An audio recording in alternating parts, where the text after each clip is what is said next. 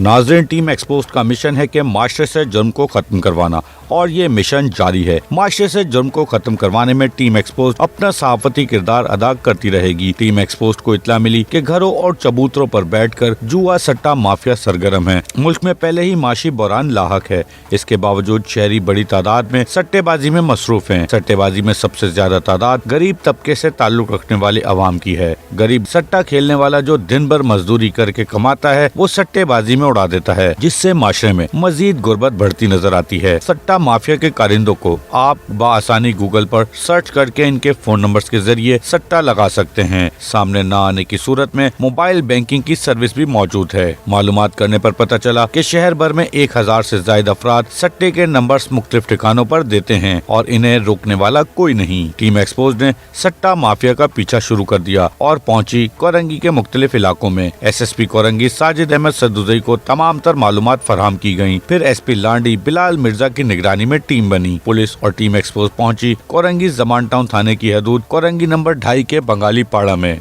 Team expose इस वक्त मौजूद है SP लांडी के ऑफिस और आज जो छापा प्लान किया जा रहा है वो SP लांडी की निगरानी में किया जा रहा है। उनकी जानिब से यहाँ पर पुलिस की नफरी दी गई है। मुल्क में पहले ही मैशियत टूट चुकी है, मैशियत बदहाल है। उसके बावजूद जो नौजवान नस्ल है जो कमाती है वो जुए सट्टे के ऊपर पैसा लगा देते हैं। आज हम उसी ग्रुप के ऊपर कार्रवाई करेंगे और आप देखेंगे कि कैसे एक्सपोज होंगे जुआ सट्टा चलाने वाले लोग।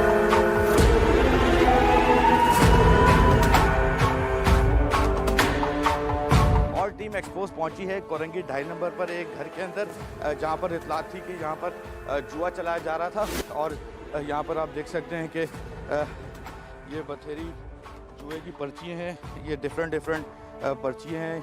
ये आप देख सकते हैं कि जुए के नंबर्स यहां पर लिखे हुए हैं। यहां पर एक शख्स था जो मुख्तलिफ लोगों को मुख्तलिफ पैसे लेके जुए के नंबर दिया करता था और पुलिस के साथ हम यहाँ पर पहुँचे हैं। आप देख सकते हैं कि ये कितनी पर्चियाँ हैं। ये तमाम वो पर्चियाँ हैं जहाँ से जो ये यहाँ पर ये वो पेन्स हैं। आप देख सकते हैं कि कितनी है।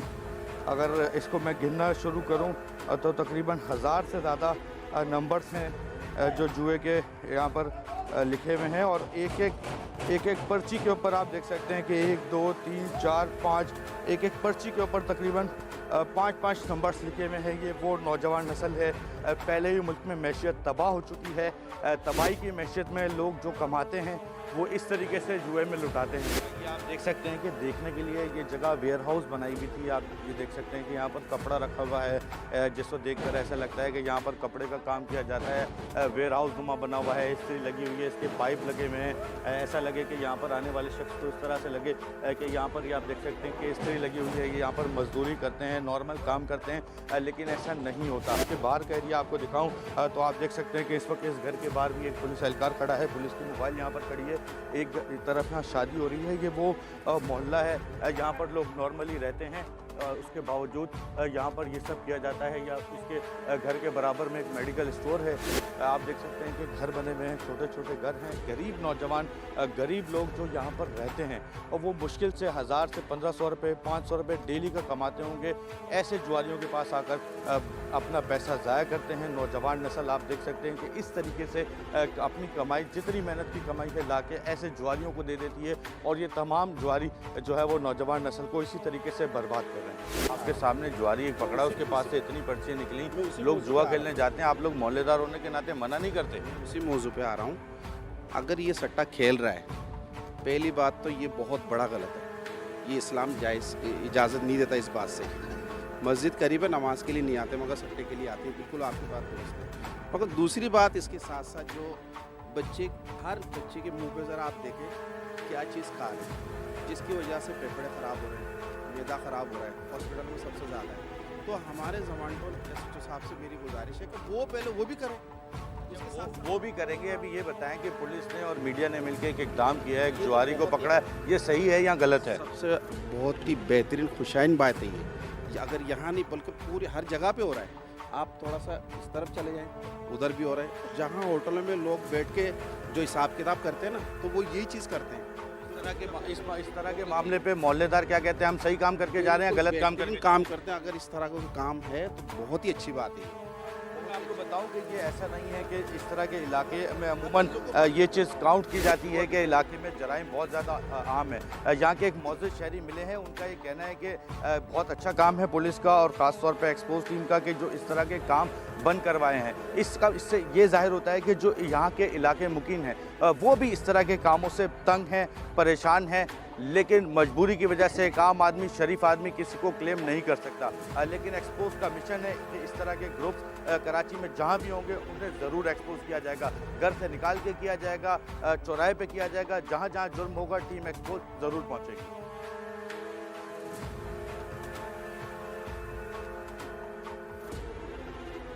जिस घर में सट्टा चल रहा था वो शख्स इस वक्त मेरे साथ मौजूद है, थाने के लॉकअप में है, उससे बात करते हैं। बड़े मियाँ, कितनी उम्र है आपकी और क्या नाम है आपका? अबुल फजल। क्या काम करते हो आप? कुछ भी नहीं करता मैं। जिस घर में सट्टा चल रहा था ये घर आपका है?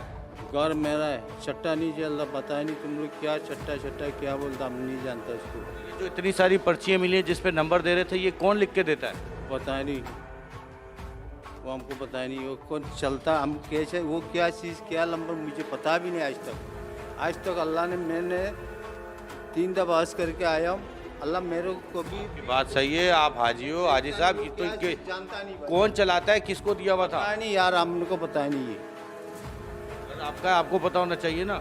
मेरा काम, मैं घर पे तो है, तब मैं घर पे तो ये होता नहीं है। तो घर पे आप थे ना? हाँ, मैं तो अपने बिस्तर पे लेटा था। यहाँ कौन होता है जिस जगह पे नंबर दिए जाते हैं, कौन होता है? वो कौन ला? अरे कोई तो बंदा होता होगा ना। तो होगा तो कौन, मैं जानता तो नहीं हो यार। अरे घर आपका, जानते कैसे नहीं होगे? मेरा घर, मेरा बच्चा होगा तो मेरे को पता होगा ना भाई। कौन है? अल्लाह ही जाने, कोई जिन आके नंबर लेता है? वो अल्लाह ही जाने कौन होगा।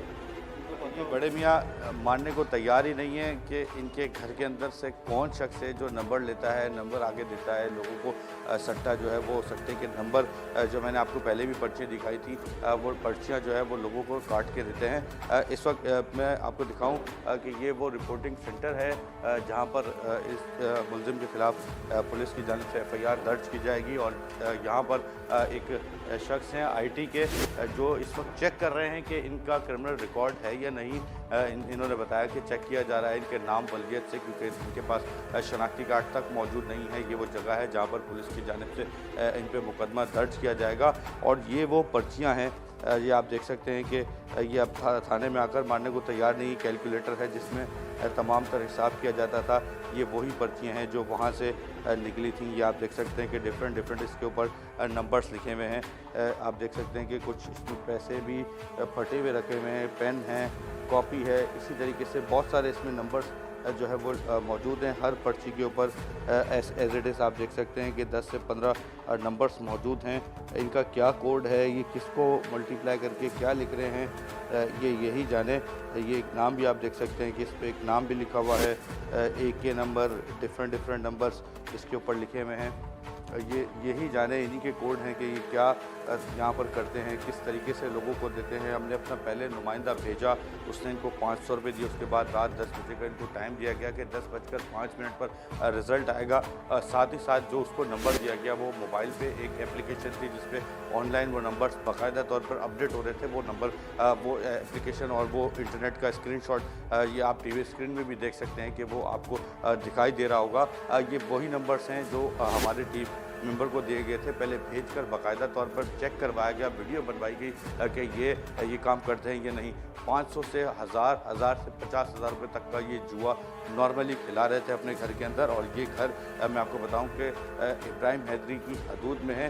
थाना दमान टाउन है, लेकिन चूँकि इसको एरिया इब्राहिम हैदरी लगता है, उसके अंदर ये मौजूद है। तंग गलियाँ थी जिसकी वजह से पुलिस को पहुँचने में मुश्किलात का सामना हुआ। इसी वजह से उस घर के अंदर जो दीगर लोग थे वो फौरी तौर पर पुलिस की मोबाइलें दूर से देखते हुए फरार हो गए। लेकिन उस घर का जो ऑनर है वो पुलिस के हाथ आया और जो इस वक्त मारने के लिए तैयार नहीं है। टीम एक्सपोज के साथ रहिएगा, अब और भी कार्रवाइयाँ बाकी हैं। आप देखेंगे कि हम जल्द एक्सपोज करेंगे और ऐसे लोगों को जो इस तरीके के घिनौने काम में मुलविस हैं। सट्टा माफिया का पीछा करते करते टीम एक्सपोज पहुंची कोरंगी नंबर 6 पर, जहां घर से खातून का फायदा उठाते हुए ये अफराद सट्टे के नंबर दे रहे थे। टीम एक्सपोज कोरंगी 6 नंबर पर एक और जुए के अड्डे पे पहुंची है और मैं आपको दिखाऊं कि आप देख सकते हैं कि घर है।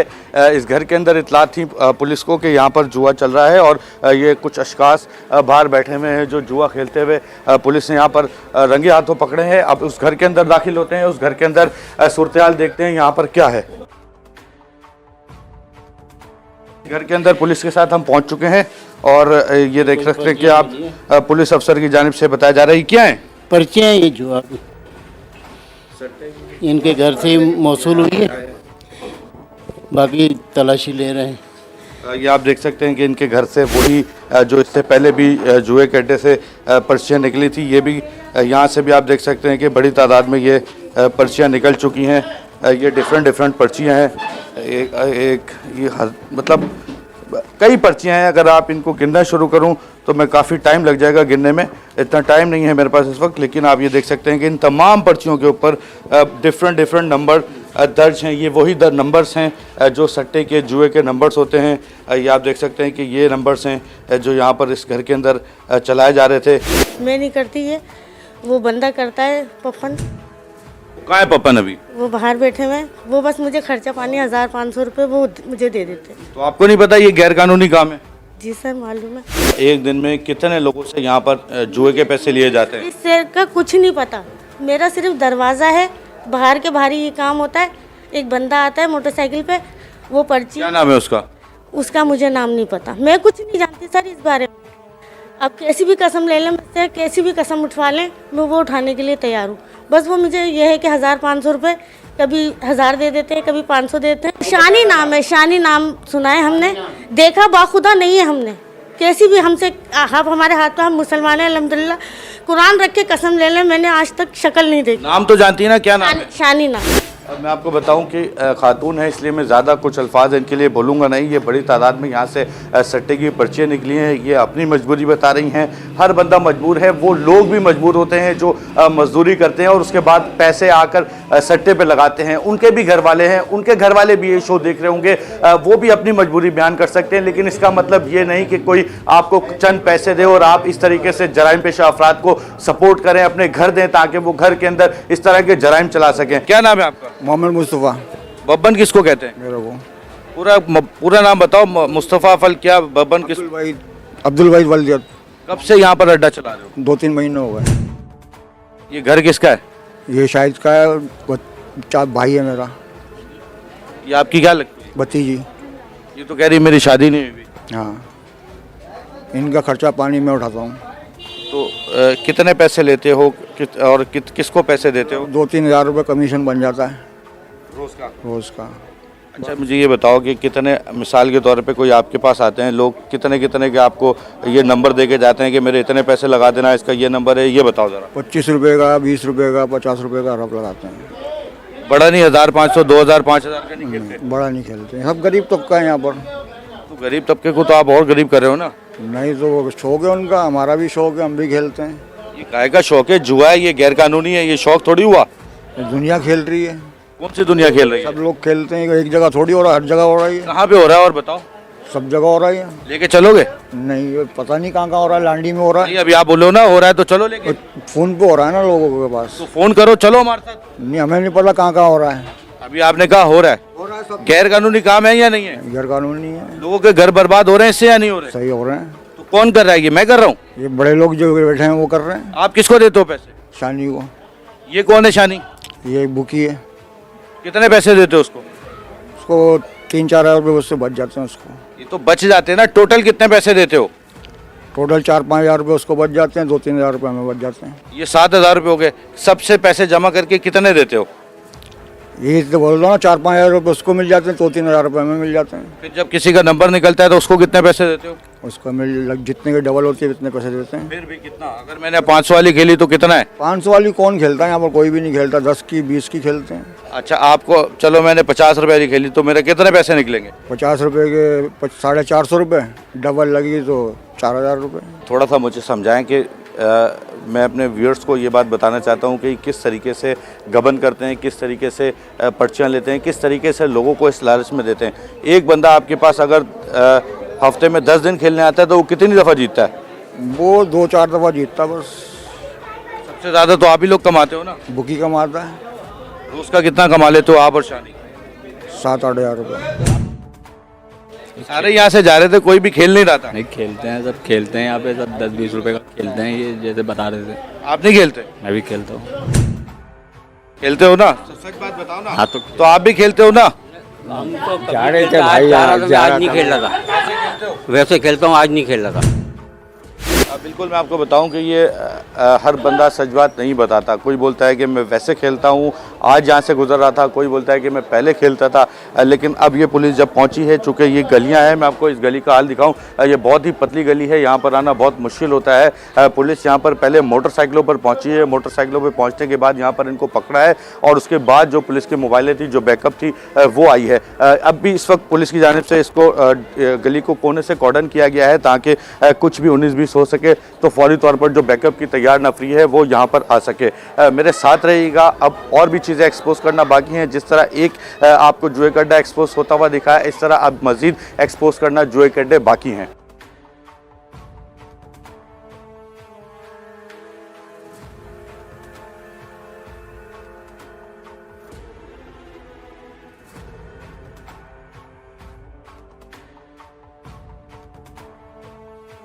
मैं इस वक्त अवामी थाने पहुंच चुका हूं और वो अफराद जो कोरंगी 6 नंबर से जुआ खेल रहे थे और जो शख्स जुआ खिला रहा था, उनको अवामी पुलिस के साथ जो है इस वक्त अवामी थाने हम लेके आ चुके हैं। पुलिस कस्टडी में है। तमाम अफराद को इस वक्त जो एसपी लांडी की टीम थी वो कामयाब कार्रवाई करके अवामी थाने लेके आ चुकी है और इन तमाम अफराद को, इन चारों जो शख्स थे जो जुआ खेल रहे थे, उनको पुलिस के हवाले किया जाएगा और अवामी थाने में इनके ऊपर बाकायदा मुकदमा दर्ज किया जाएगा।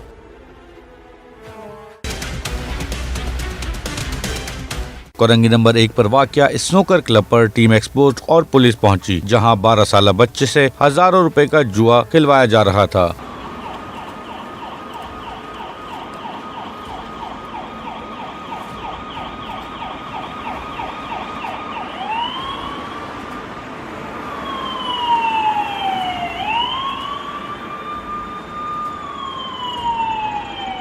स्नूकर क्लब के अंदर जो है वो जुआ चलाया जा रहा है, शर्तों पे बैटिंग खेली जाती है, शर्तों पे यहाँ पर जुआ चलाया जाता है। ये ऊपर स्नूकर क्लब बना हुआ है। पुलिस के साथ यहाँ पर पहुँचते हैं, देखते हैं क्या सूरत हाल है।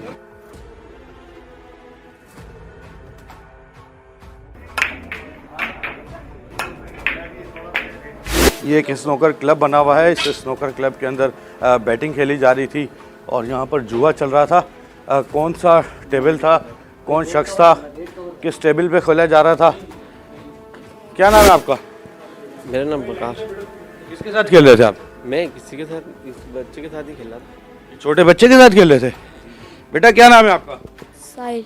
कितनी उम्र है आपकी? 12। 2000 रुपए का जुआ खेल रहे थे? जुआ हम नहीं खेल रहे थे, इन्होंने बोला। किन्होंने बोला? इन्होंने जबरदस्ती बोला। जबरदस्ती बोला तो तुम खेलने लगे? कितने का जुआ खेल रहे थे, सच सच बताओ। 2000 रुपये का खेला था, उसके बाद इन्होंने 3000 रुपये का बढ़ा दिया। फिर 5000 का हो गया? नहीं, फिर नहीं खेला। मैं आपको बताऊं कि ये इतना सा बच्चा है, इसकी उम्र आप देख सकते हैं कि मुश्किल से 10 साल उम्र होगी या 12 साल उम्र होगी। ये यहाँ पर जो है वो जुआ खेल रहा था, 2000 की 3000 की बैटिंग खेल रहा था। ये क्लब आपका है? क्या नाम है आपका? बिलाल। बिलाल। बिलाल भाई, ये बताओ इतने से बच्चे से आप शर्त खिलवाते हो? सर हम तो खिलाता नहीं है भाई, आसाना कहा है कि बोल रहा था भाई कोई बैटिंग खेलेगा, हमारा इधर तो खेलने वाला कोई नहीं है। उसका हम सिखा रहा गेम, जो सच बात है, उसको सिखा रहा गेम सिखा रहा। माशाल्लाह नेशनल भी खेला, वो इसी साल में खेला। तो सर हम बोले चलो यार थोड़ा ट्राई करो, हालांकि हम जानता नहीं कौन है कौन क्या, हम ऐसा खुशी से खिला है सर। ऐसे जुआ ना वो खेलता है ना हम खिलाता हो। ऐसे इतना अच्छा जब क्लब बनाया हुआ है तो शर्तों पे खिलवाने की क्या जरूरत थी? मना कर देते। सर यही गलती हो गया, अचानक बोल दिया ना, बोले चलो यार देखता हो बच्चा की गेम भी देखता हो। सर 2-3 महीने हुए नेशनल भी खेल चुका है। हम उसको ऐसे बच्चे को नेशनल चैंपियन जुए के लिए खिलवा रहे हो क्या? सारे गलती है, एहसास है मेरा, ये मेरा एहसास हो गया। आपके अपने बच्चे हैं? जी नहीं जी हैं? कोई घर पे भांजा भतीजा कोई रिश्तेदार तो होगा? जी बिल्कुल वो तो है। किसी के किसकी उम्र हो 12 साल उसमें भी ऐसी शर्तें लगाओगे? वो मेरा बेटा जैसे ही है सर। तो अपने बेटे जैसे पे शर्तें लगा रहे हो यार, कोई शर्म नाम की चीज नहीं है सर आपको? हालांकि हम खिलाता नहीं है तो आपको भला किसी से अभी कैसे खिलवा दिया? सर असल बात क्या पता है भाई, आसाना खा के बोल दिया भाई कोई बेटिंग खेलने वाला है, आप मना कर देते ना। तो यही मेरे से गलती हो गया। हालांकि आज के बाद कोई भी उसको ना बेटिंग खिलाया हमने ना कोई। अब ये मुस्तकिल झूठ बोल रहे हैं इन्होंने, जब एक बच्चे से जुआ खिलवा दिया उसके बावजूद अब ये कह रहे हैं कि वो आ गया तो मैंने खिलवा दिया, इससे पहले नहीं खेलता था ना आज के बाद खिलाऊंगा। मैं आपको बताऊं कि ये बहुत अच्छा स्नूकर क्लब बना हुआ है, यहाँ पर एक अच्छा एनवायरनमेंट है। इस अच्छे एनवायरनमेंट के अंदर इस तरीके से छोटे बच्चे से जुआ खिलवाया जा रहा था। छोटा बच्चा इन्होंने एक प्लेयर ट्रेन करके रखा हुआ था। हमने खुद बंदा प्लान करके यहाँ पर भेजा चेक करने के लिए कि ये यहाँ पर जुआ खिलवाते हैं या नहीं। जब बंदा हमारा प्लान किया हुआ यहाँ पर पहुँचने के बाद उसने खेला तो फौरी तौर पर उस बच्चे को आगे किया गया ताकि उस बच्चे के थ्रू यहाँ पर जुआ खिलवाया जा सके, शर्तों पर बैटिंग खिलवाई जा सके। यहाँ पर और भी प्लेयर हैं, यहाँ पर उनसे बात करते हैं, उनसे पूछते हैं आप यहाँ पर क्या कर रहे थे? गेम खेले थे। आप शर्त तो नहीं लगा रहे थे? नहीं लगाते हैं, कभी कभार खेलते हैं, शर्त भी खेलते हैं। इस स्नूकर पे पहले भी शर्तों पे चलता रहा काम? कभी कभार।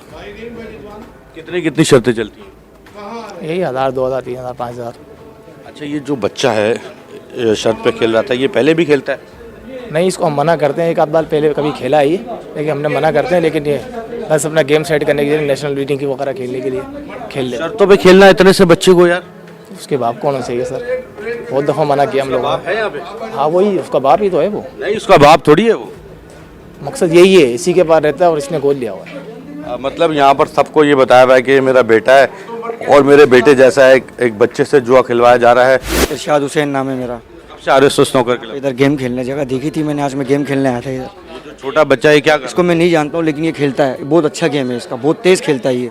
खेल रहा था, जुआ ही खेल रहा था वो। लेकिन हम यहाँ पे सादा गेम खेल रहे थे। नौकरी से आया हूँ, नौकरी करता हूँ, कुकिंग करता हूँ मैं साहब, रेस्टोरेंट लाइन में जॉब करता हूँ। कुकू में 8 बजे मेरी छुट्टी हुई यहाँ के, बस थोड़ा टाइम पास करके भी घर चले आना। आप क्या कर रहे थे? हम चेरी खेल रहे थे, 2 दोस्त खेल रहे थे, 4 बैठे हुए थे बस। ये जो जुआ हो रहा था ये हमें मालूम नहीं है और ना ही इससे हमारा ताल्लुक है। हम क्लब पे आए थे सिर्फ अपनी चेरी खेलने, टाइम पास करके घर जाते। जुआ तो नहीं खेल रहे? नहीं जुआ, आप उनसे गेम वाले से खुद बातें पूछ सकते हैं। अकेले में ले जाके बोलो ये लड़के ये जुआ वाला तो खुद जुआ खिलवाता है ना, गेम वाले की तो गारंटी नहीं देता। शायद हमारा भी मान जाए, आपको लग रहा है तो। हम बाकी न्यूट्रल गेम खेलने वाले तो ऐसी खेल देखने आया था, बस भाई लोग खेलने आए थे, दोस्त यार आए थे सारे, तो जॉब से आया था तो मैंने बोला चलो देखने चल रहे थे। यहाँ पहले भी आते रहो, यहाँ बैटिंग होती है? पता नहीं यार, पहले का पता नहीं, मैं तो फर्स्ट टाइम आया हूँ। झूठ तो नहीं बोलो ना, बता दो। झूठ की बात नहीं है ही नहीं, झूठ की बात तो जुआ तो चलता है। अब अल्लाह बेहतर जानता है क्या सीन है क्या सीन नहीं है, बाकी हमें तो पता नहीं है। हमें तो आज पहली दफ़ा आया, मेरे को रास्ता भी नहीं पता था यहाँ का, तो मैं तो आज देखा है मैंने। मैं आपको बताऊं कि यहाँ पर इस वक्त पुलिस पहुँच चुकी है और पुलिस की जानिब से जो कानूनी कार्रवाई की जाती है वो कानूनी कार्रवाई शुरू कर दी गई है। ये आप देख सकते हैं कि ये बाकायदा एक काउंटर रखा हुआ है। इस काउंटर के ऊपर जो है यहाँ पर कोई भी आता है तो उस काउंटर से जो है चीज़ें ऑपरेट की जाती हैं।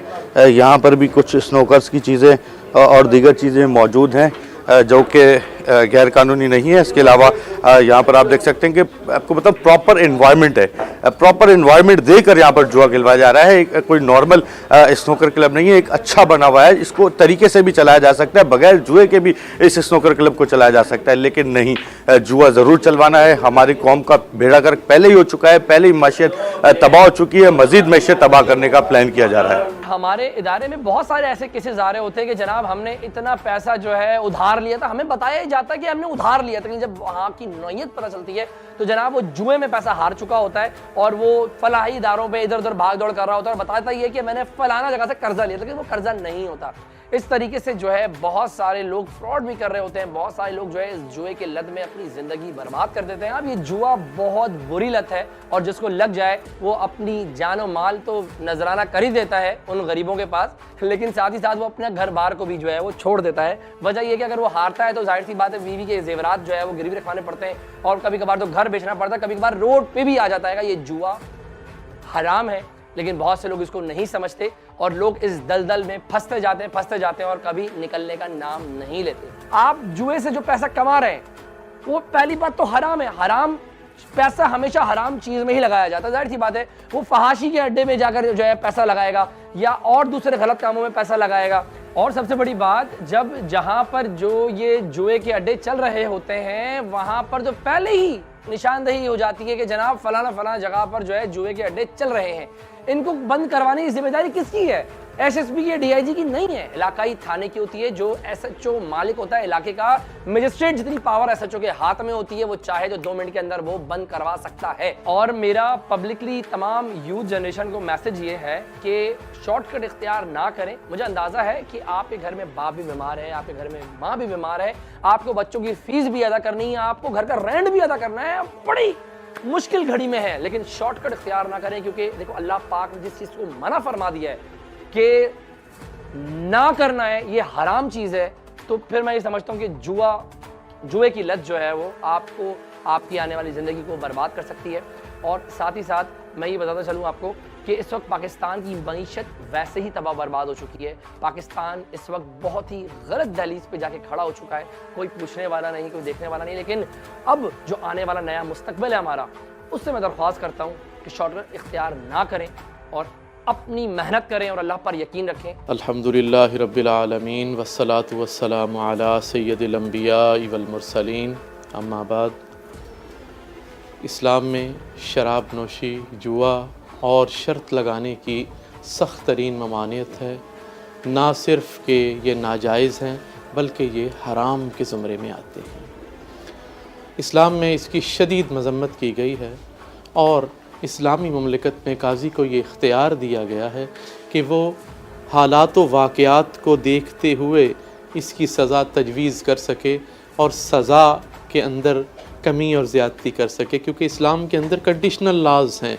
बाज़ औक़ात इस्लाम में देखने में जुर्म बहुत छोटा होता है लेकिन उसकी सज़ा बहुत ज़्यादा होती है। ये ऐसा जुर्म है जो कि घराने तबाह कर देता है। इसीलिए कुरान हकीम में अल्लाह तबारक व तआला ने इरशाद फरमाया है कि शराब नोशी, जुआ, इस तरह की जो फ़ेलों में जो लोग मुब्तला हैं वो दरअसल शैतानी कामों में मुब्तला हैं। और अल्लाह तबारक व तआला ने इस पर शदीद जो है वो इसकी मज़म्मत की है। और सरकार दो आलम सल्लल्लाहु अलैहि वसल्लम की हदीस मुबारका को देखें तो आका कायनात, सरवर कायनात हुजूर सल्लल्लाहु ताला अलैहि वसल्लम ने भी फरमाया, यहाँ तक कि फरमाया इज़ क़ाला लिसाहिबिही, अगर कोई शख्स अपने दोस्त को ये कहता है कि आओ जुआ खेलें, तो फरमाया इसके लिए भी वो सदका करे और अल्लाह से माफ़ी मांगे, ताकि वो सदका अल्लाह से मुआफ़ी में मुमिद्दो मुआविन साबित हो। तो आप इसकी संगीनी का अंदाज़ा यहाँ से कर लें कि सिर्फ़ जुए का कहना भी इंतहाई नापसंदीदा अमल है। और वो लोग जो जुआ खेलते हैं वो अल्लाह के नज़दीक कैसे होंगे? इमाम गज़ाली रहमतुल्लाहि ताला अलैहि फरमाते हैं कि ऐसा शख्स जो जुए की लानत में गिरफ़्तार है, जो शर्तें लगाता है, फरमाया क़यामत के दिन सरकार दो आलम सल्लल्लाहु अलैहि वसल्लम से उसको मुसाफ़ा नसीब नहीं होगा।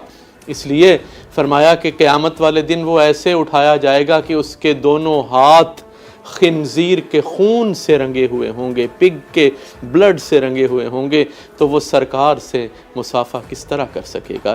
तो आखिरत के अंदर सख्त तरीन सज़ाएँ हैं, जहन्नुम में ले जाने का सबब बनने वाली ये चीज़ें हैं और ये कबायर हैं, कबीरा गुनाहों में से हैं। और इन ऐसे शख्स जो कि इन गुनाहों में मुब्तला हैं, लैलतुल क़द्र के अंदर भी ऐसे लोगों की उस वक्त तक मग़फ़िरत नहीं होती जब तक कि वो सच्ची तौबा न कर लें। पाकिस्तान में बुनियादी तौर पे कुमारबाजी, जुआ या गैम्बलिंग अगर उसको कहा जाए, उसके लिए बाकायदा जो कानून साजी हुई है वो 1977 में। उसको अगर कोई शख्स ये जुए के हवाले से कहीं पब्लिक प्लेस के ऊपर ये जुर्म का मुर्तकिब होता है तो उसकी सज़ा का तयन, और वही जुर्म अगर किसी प्राइवेट प्लेस पे करता है तो उसकी सज़ा का तयन। अगर यही जुर्म अगर किसी पब्लिक प्लेस पे किया जाता है तो इसकी सज़ा जो है वो 1 साल तक और 500 रुपया जुर्माना तक रखी गई है। और अगर यही प्राइवेट प्लेस के ऊपर जुर्म किया जाता है तो इसकी सज़ा 2 साल तक और जुर्माना 1000। ये कानून साजी जो है थ्रू आउट पाकिस्तान जो है इसका इतलाक़ हुआ, लेकिन एक ही साल में इसके अंदर एक अमेंडमेंट के ज़रिए 1978 में एक और अज़ाफ़ी सेक्शन का उसमें इतलाक़ हुआ जिसमें ये कहा गया कि इसका जो मुजरिम है, जो गैम्बलर है, उसको कोई सब इंस्पेक्टर से रैंक कम का बंदा अरेस्ट नहीं कर सकता। सितम ज़रीफ़ी ये है कि ये इतना हीनियस ऑफेंस है, इसके लिए अगर कोई मुल्ज़िम पकड़ा जाता है तो उसको थाना से ही ज़मानत दी जा सकती है, और या तो उसको जेल है या फ़ाइन है। तो अगर उसको कोर्ट तक भी लेके आ जाएं तो वो जज के ऊपर मुनहसिर है, उसकी डिस्क्रिशन है कि वो उसे चाहे तो अगर 500 रुपए के फ़ाइन के साथ उसको उसी वक्त लेट ऑफ कर दे, उसको छोड़ दे, या उसे चाहे अच्छा उसको देखिए क्वांटम उसके अंदर अगर वो गैम्बलिंग 1 अरब की करता है या 1 रुपए की गैम्बलिंग करता है, सज़ा का तायुन जो है वो बिल्कुल सेम रखा गया है। लेकिन वक्त के साथ साथ इसके अंदर अब तक कोई अमेंडमेंट नहीं आ सकी। 1978 से ऑनवर्ड, उस वक्त जुर्माना 1000 रखा था, उस वक्त का जुर्माना आज 2023 में भी आज वही फ़ाइन है, वही उसकी जो है सेंटेंस है। तो गैम्बलिंग 2 के एक हीनियस ऑफेंस है, लेकिन इसकी ग्रेविटी को सामने रखते हुए कोई आज के दौर के हवाले से इसमें कानून साजी नहीं की गई। तो अरबाब इख्तियार से गुजारिश इस हवाले से यकीनन अपने प्लेटफॉर्म से करूँगा कि आज की इस ग्रेविटी को सामने रखते हुए इसमें न्यू अमेंडमेंट की जाए और इसकी रोकथाम के लिए मज़ीद इसके अंदर अमेंडमेंट्स की जाए। देखिए कि 2 गैम्बलर्स जब मिल बैठते हैं तो यकीनन एक जो है वो सिफर होता है, दूसरा जो है उसको बहुत बड़ा उसमें मार्जिन या उसको वो गेन मिल रहा होता है, उसको प्रॉफिट मिल रहा होता है। तो इसको अगर एक जुर्म को अगर माशरती बुराई के साथ कंपैरिजन किया जाए तो मैं समझता हूँ कि ये उतना हीनियस ऑफेंस नहीं है पाकिस्तान में जितना कि ये माशरती तौर पे एक बहुत बड़ा जुर्म है। कि इस माशरती जुर्म को सामने रखते हुए मैं समझता हूँ कि इसकी सज़ा के अंदर मज़ीद इन्हांसमेंट लाने के लिए अमेंडमेंट होनी चाहिए लॉ के अंदर।